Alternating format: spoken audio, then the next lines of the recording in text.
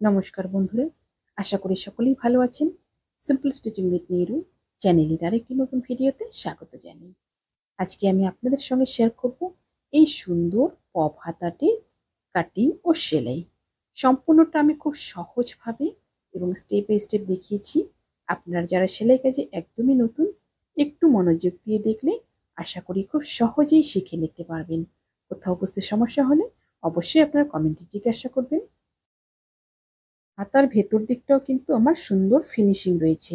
কিভাবে এইরকম সুন্দর হাতার একটা ফিনিশিং আনতে পারবেন, অনেক গুরুত্বপূর্ণ টিপস সহ কিন্তু আজকের হাতার কাটিং এবং সেলাই দুটোই আপনাদের সঙ্গে শেয়ার করব। সবার প্রথম হাতাটা কাটিং করে নেব। হাতাটি কাটিং করার জন্য লাইনিংটাকে প্রথমে 4 ভাঁজ করে নিয়েছি। ঠিক এরকম 4টা ভাঁজে রয়েছে। দেখুন, বন্ধ দিকটা আমার বাঁ হাতের দিকে রয়েছে আর খোলা দিকটা কিন্তু আমার ডান হাতের দিকে রয়েছে। এবার খোলা দিক থেকে প্রথমে নিয়ে নিব হাতার মাপটা। প্রথমে একটা নর্মাল হাতার মাপ নিয়ে নিব। আপনাদের যেমন ছাতি থাকবে সেই অনুযায়ী আপনারা নিয়ে নেবেন। আমার এখানে 36 ইঞ্চি ছাতির হাতাটা আমি কাটিং করছি। এখানে আমি 8 ইঞ্চি নিয়েছি। যতটা আমার নেওয়ার প্রয়োজন হাতার জন্য তার থেকে কিন্তু আমি 2 ইঞ্চি কম নিয়েছি। এবার খোলা যে সাইডটা রয়েছে এই সাইড থেকে একটা প্রথমে নর্মাল হাতা ড্রয়িং করে নেব। ওপর দিক থেকে নিয়ে নিলাম 2 ইঞ্চিতে একটা মার্কিং। তারপরে দেখুন নিচের দিকে নিয়ে নিব 2.5 ইঞ্চিতে মার্কিং একটা। এবার দুটো লাইন টেনে নেব। ওপরের দিকে 2 ইঞ্চি নিলাম পফটার জন্য। পফটা যে আমার ফুলে থাকবে তার জন্য নিলাম কিন্তু এখানে 2 ইঞ্চি। আর 2.5 ইঞ্চি যেটা নিয়েছি এটা কিন্তু একটা নর্মাল হাতার ডাউনের জন্য 2.5 ইঞ্চি নিয়েছি। সবার প্রথম কিন্তু ওপরের দিকটা কিছু করব না, মাঝখানের জায়গাটা করব। যেটা আমি হাতার ডাউন নিয়েছি, প্রথমে একটা নর্মাল হাতা ড্রয়িং করব। ঠিক এইভাবে নর্মাল হাতা আমরা যেভাবে ড্রয়িং করি ঠিক এভাবে একটা নর্মাল হাতা ড্রয়িং করে নিলাম। এবার দেখুন নর্মাল হাতা তো আমার রেডি হয়ে গেল।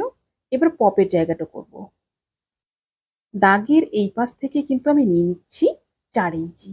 4 ইঞ্চিতে একটা এভাবে মার্কিং করে নেব।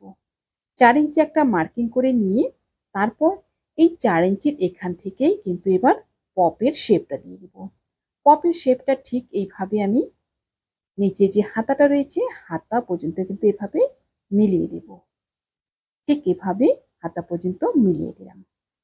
এটা কিন্তু একদম সহজ পদ্ধতি।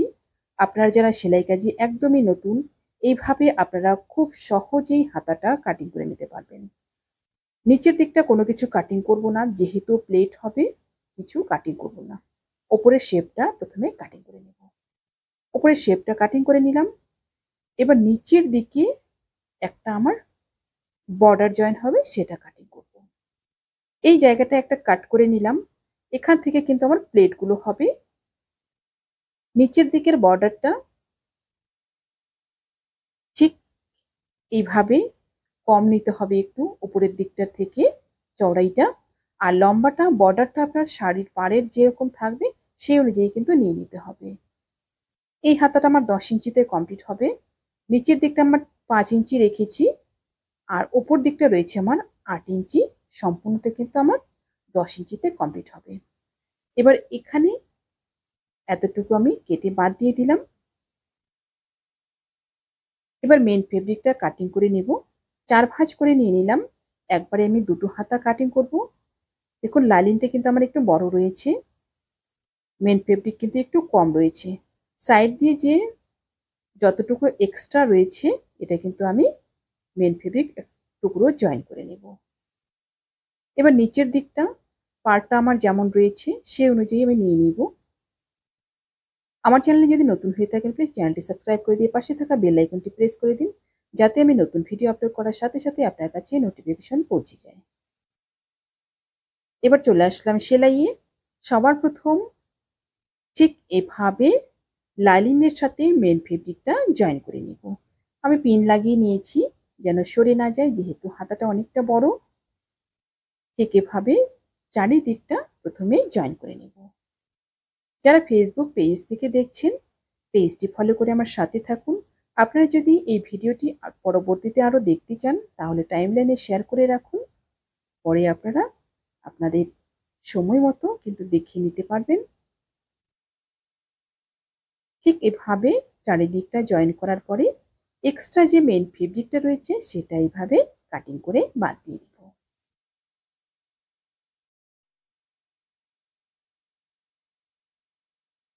ঠিক এভাবে চারিদিকটা সুন্দরভাবে কাটিং করে নিলাম।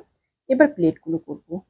যেখানে আমার কাট দিকটা রয়েছে সেই কাটটা থেকে কিন্তু প্লেটগুলো শুরু করব। প্রথমে উপর দিকে যে রাউন্ড শেপটা রয়েছে সেদিকের প্লেটটা করছি। প্লেটগুলো কিন্তু প্রত্যেকটা প্লেট 1/2 ইঞ্চি গ্যাপে গ্যাপে আমি রেখেছি। আর প্লেটের যে চওড়াইটা রয়েছে সেটা কিন্তু 1 ইঞ্চি রয়েছে। ঠিক এভাবে ভাঁজ করে করে প্লেটগুলো প্রত্যেকটা প্লেট দিয়ে দিচ্ছি। আপনারা যারা সেলাই কাজে একদমই নতুন, এই জায়গাটা কিন্তু আপনারা প্রথমে প্লেটগুলো সাজিয়ে পিন লাগিয়ে নিতে পারেন। এভাবে কিন্তু কাজটা করতে আপনাদের অনেকটা সুবিধা হবে। প্রথমে উপরের দিকটা করে নিলাম, এবার করব নিচের দিকটা। ঠিক একই দিকে আমি প্লেটের মুখগুলো রাখবো।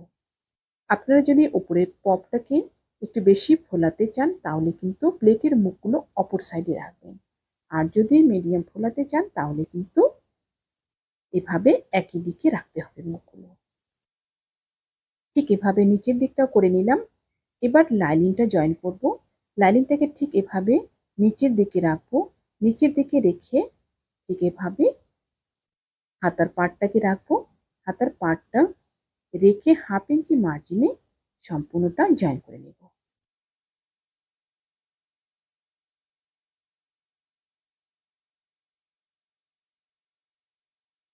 ঠিক এভাবে সম্পূর্ণটা জয়েন করে নিলাম। এবার করব বর্ডারের পার্টটা। বর্ডারের পার্টটা ঠিক এভাবে সোজা করে নেব। প্রথমে সোজা দিকটা এভাবে রেখে তারপর কিন্তু দুটো সোজা দিক মুখোমুখি করে নেব। হাতার পার্টটা এবং বর্ডারের পার্টটা দুটোই কিন্তু মুখোমুখি করে নিতে হবে। ঠিক এইভাবে মুখোমুখি করে নিয়ে তারপর ঠিক একই রকম ভাবে 1/2 ইঞ্চি মার্জিনে নিচের বর্ডারটা জয়েন করে নেব। একদম সমান করে বসিয়ে নিয়ে জয়েন করে নেব। সেলাইটা যেন একদম সমান থাকে।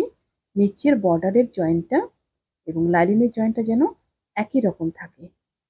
একই লাইনের উপরে কিন্তু এভাবে জয়েন করে নিলাম। এবার দেখুন খুলে নেব।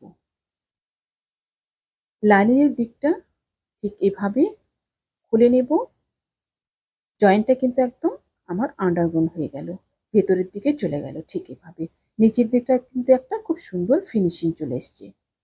এবার দেখুন যে জায়গাটায় জয়েন্ট হয়েছে সেই জয়েন্টে একটা চাপ সেলাই দিয়ে দিচ্ছি। লাস্ট পর্যন্ত একটা চাপ সেলাই দিয়ে দিলাম। ওর পাশ দিয়ে আরেকটা নিচে নিচে চাপ সেলাই দিয়ে দিচ্ছি। এতে কিন্তু খুব সুন্দর একটা ফিনিশিং আসবে। দুটো চাপ সেলাই দেওয়া হয়ে গেল। এবার করব নিচের দিকটা। দেখুন পেছন দিকটাও কিন্তু খুব সুন্দর ফিনিশিং এসছে। কোথাও কিন্তু একটু সুতা অথবা কোনো কাট কিছু বেরিয়ে নেই। এবার নিচের বর্ডারটা জয়েন করব। নিচের বর্ডারের জয়েন্টটা দেখুন ঠিক এইভাবে সোজা যে পার্টটা রয়েছে সেই পার্টটাকে কিন্তু উপরের দিকে রেখেছি।